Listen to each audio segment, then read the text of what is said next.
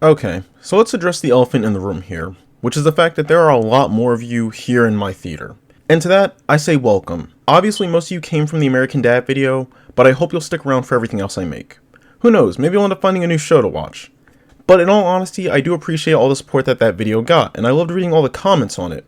And from the very bottom of my heart, I hope you all enjoy your stay in my theater. Also, to be upfront, don't expect this level of rapid video uploading. I had this script done and ready to go before I shelved it for the video on American Dad. But we've still got a show to put on, and now that we've got the gratitudes out of the way, we can begin with the topic of this video, which is Total Drama Island! Yes, Total Drama Island, the show that before Adventure Time came along was seen as the savior of Cartoon Network. Ironic considering the state it's in now, but back then this show and 16 kept the channel going until they figured out what they wanted to do. And with good reason. Both shows were fun and had memorable characters, but while 16 is looked on fondly, Total Drama is a whole other animal. Despite the show not really having anything interesting going on at the moment, the fanbase is still going strong. There are multiple fan projects still dedicated to the show, and I bring that all up because while researching things for the SpongeBob video that was just posted before the American Dad one, the link to that will be in the description below, but while researching the idea of flanderization, I noticed that the Total Drama show was on the list of notable cartoons. And that's fair. The show had over 50 characters and contestants, most of whom were in multiple seasons, so it makes sense that some fell into the trope. But shockingly, one of the characters mentioned was the host of the show, Chris McLean, and that's what this video is going to be talking about today. Hello everyone, and welcome to the Void Theater, and for all the new people just joining in, to the return of character study. As always, I'm your host Alexander, and that was kind of a long intro, but Total Drama is a show that deserves it. The show itself is a cult classic for Cartoon Network filled with memorable moments and characters, but none are more memorable than the show's host, Chris McLean. And before we get into this, a quick recap for what a character study is. Basically, what I do is take a character and look through their best and worst episodes, or in this case, seasons, and then try to figure out what they say about said character, or in this case, whether or not they went off the rails. But now that all the basic stuff is sorted out, we can begin. So let's raise the curtain and put this show host on stage and try to figure him out. Alright, so let's start at the very beginning and direct our focus to the first of the seasons, Total Drama Island. And to get this out of the way and avoid any confusion, I won't be reviewing every episode of the Total Drama series.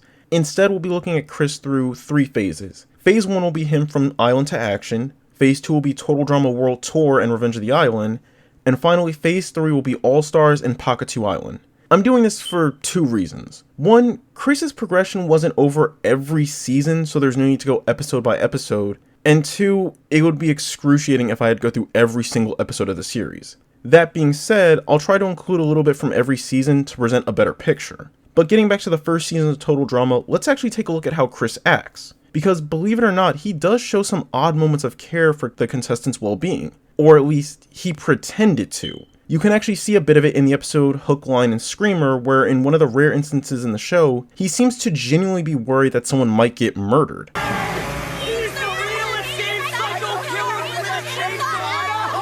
And while he does show some of that compassion in the later seasons, this one is important because it's one of the few rare times Chris ever seems to show any sort of care for the well-being of the contestants when it doesn't involve him suffering or having to get the legal team of the show involved. This can be really good for ratings, but really bad for lawsuits! But this also shows something really important about Chris, which is the fact that he wasn't as violent as he currently is. In both Island and Action, Chris is far more, well, not kinder, but he's a lot more subtle about how he acts. It's something you can see even in the way he introduces the contestants. In both Island and Action, he's far less aggressive with how he handles them. On Island, they're brought in by boat and given proper introductions. He even seems friendly to some of them, and while he does come off as more aggressive in Action, you could chalk it up to the fact that everyone there knows how he is by now, so he can kind of drop the act. But the show does still make it a point to show that he kills people when he feels like it. In Island alone, he kills around 3 to 5 interns by either pushing them off cliffs into shark-infested waters or shipping them off to Boney Island, a place he openly admits is cursed and seemingly believes in it himself. He knows what he does and he revels in it, the same way he does in Action. Again, I'll give credit and say that, yes, in Action, Chris is more open about his level of inflicting pain than on Island, but the love of it was always there. At one point, he even wanted the contestants to shoot each other and only stopped because the producers had the legal team pull the plug on giving them real guns. Yellow. I see. Fine. Our lawyers have informed me that you may shoot until someone is mildly injured or cries like a little baby. but a fight to the death is strictly prohibited. Which in turn brings us to phase 2 of Chris, or the World Tour / Revenge part of the show. And this is where I think the argument for his flanderization really starts to come into play.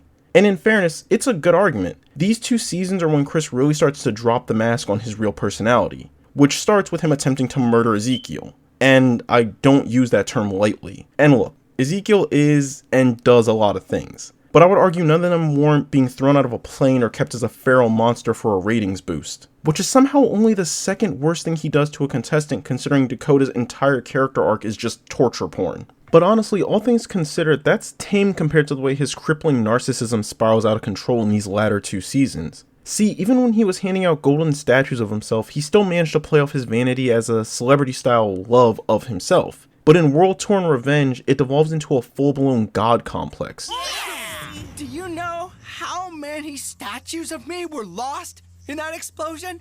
5! He wants you to worship him like he's God, but only in the right way. When Sierra starts bringing up the bad things about his past, he gets almost violently aggressive. And this is what I meant when I said the argument for Chris's character could be made here, because there is a noticeable change in his character. He begins to really escalate everything he does. Whereas before the challenges were dangerous with a chance of killing you in Island in Action, by World Tour he's almost hell-bent on trying his best to make sure someone dies. It's the same thing with Chef Hatchet and the interns. In the first 2 seasons, he at the very least seems to acknowledge the danger he puts his interns in and tends to be pretty easy on Chef. On the other hand, by the time World Tour rolls around, Chris has not only stopped seeing Chef as a friend, but now views him as nothing more than a personal butler who he occasionally has to respect. He's also evolved into just straight up murdering the interns, from throwing them out of moving planes to letting them just get eaten by scarab beetles in World Tour. And that still doesn't include the other half of Dakota's arc in Revenge, which again,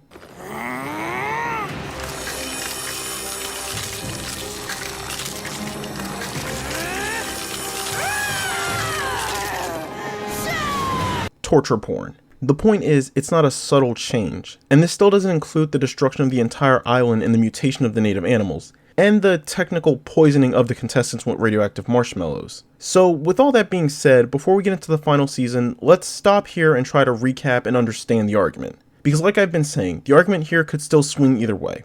Looking back at Chris, we can see that there was a noticeable difference between the different versions of him. When you look at Phase 1 or Island Chris, you'll notice he was malicious, but he wasn't an outright murderer yet. The murder was just sort of a happy bonus for him. It was something to boost ratings. Then in Action, he gets more aggressive towards everyone, but he still maintains at least some level of care for their well-being, if only to keep the lawyers at bay. But then you get to World Tour and Revenge, and that's where he starts to change from show host into the cartoon version of Jigsaw. So to recap, we start off with Phase 1 Chris, who was a 50-50 on whether he wanted someone dead or was just trying to hype the show up for a ratings boost. And then we have Phase 2 Chris, which I would say is around a 70-30 split. Not quite into the level of maim and torture, but definitely working his way up. Which is actually a perfect segue into the final version of Chris, which I call Prison Chris. It is on! If Phase 2 is where people make the starting argument for his character going downhill, then this is the season you would use as evidence, because it is admittedly a far departure from the other 2 versions of the character. And at the risk of sounding like a broken record, I do understand the argument for saying that Chris became flanderized, because from the very beginning of the season, Chris is on a whole new brand of evil. The second he's back on the island to host a TV show, he makes it plainly apparent that he only wants to torture the contestants. I really need to be in a familiar environment, surrounded by the people I love. To hurt. It's a condition of my parole. Except for the hurt part, eh? That's all, McLean. And by the end of the season, it's devolved into full-blown murder. It actually gets so bad that at one point in the All-Stars finale, Chef himself starts to genuinely believe that people are going to die. People gonna die. Yeah, those people. Combatants? Only for Chris to brush it aside as only the contestants dying. So to him, it's not a big deal. Which again is an admittedly far departure from the Phase 1 version, whose main goal seemed to be just watching them get maimed for ratings. And hold on to that word there, because it does make a pretty damning point for the argument. But I also want to quickly point out one other subtle change that Chris does go through in each phase that you might not notice, which is his response to when it comes to the show's legal team telling him what to do. See, in the earlier seasons, we see that the show's team does have some effect on how Chris runs the show. They have some pull on what he can and can't do, like earlier in Action where he says that he wasn't allowed to give the contestants real guns over fear of a lawsuit. But the longer the show goes on, the more you notice that he really just starts to not care about dealing with the legal issues his challenges cause. It's a subtle change, but one that drastically changes his entire character. But looking at these changes and factoring in the difference in character, let's hop back to the general question. Was Chris McLean flanderized over the course of the original 5 seasons of Total Drama? Well, to put it simply, no. And let me explain, because throughout this video I've been saying that there's a valid argument for this, and there is. See, throughout the original 5 seasons of Total Drama, Chris did become a character with a singular purpose, which was to torture the campers as best and as violently as he could. But I can't call it flanderization simply because by the textbook definition, it's not. See, the point of flanderization is the general concept of reducing a character from many traits into a singular, more pronounced one. Something like Homer Simpson or SpongeBob. And it's usually done without any rhyme or reason. But in Chris's case, we're given 2 reasons for why this isn't the case. The first being that you can't really flanderize Chris because he never had more than one personality trait to begin with. From the very beginning, he was and still is just one thing.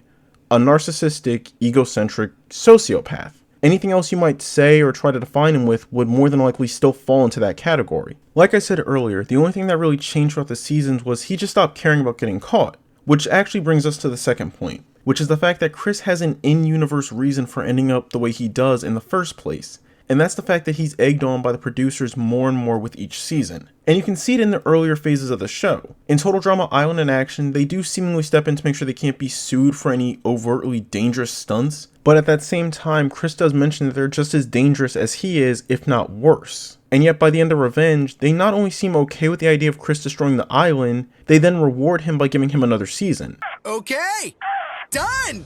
They're so happy that they want to go straight into a new season with an all-new cast!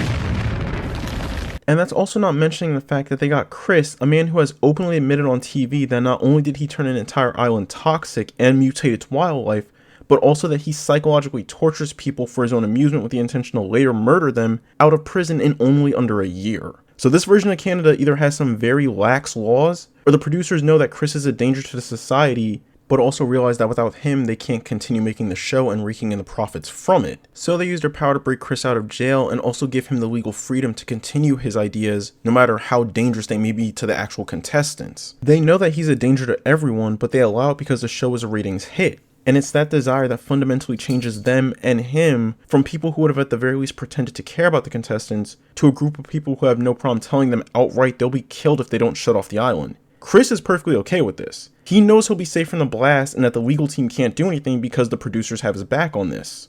But now that we've seen all the facts, I still can't say that Chris is flanderized. Is it a solid character arc?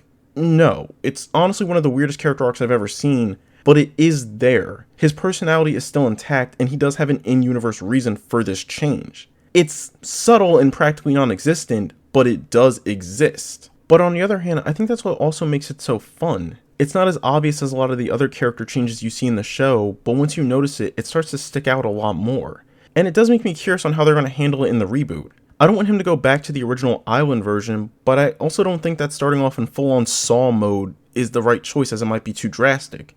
But in the meantime, I guess we'll just have to wait and see what the new show brings with it for our favorite hosts. And with that, we're going to close the curtain on this character study. I know this was a weirder style for this, but I'm trying something new and I really didn't want to go through every incremental change he had in the show. And as always, I hope you still enjoyed the video.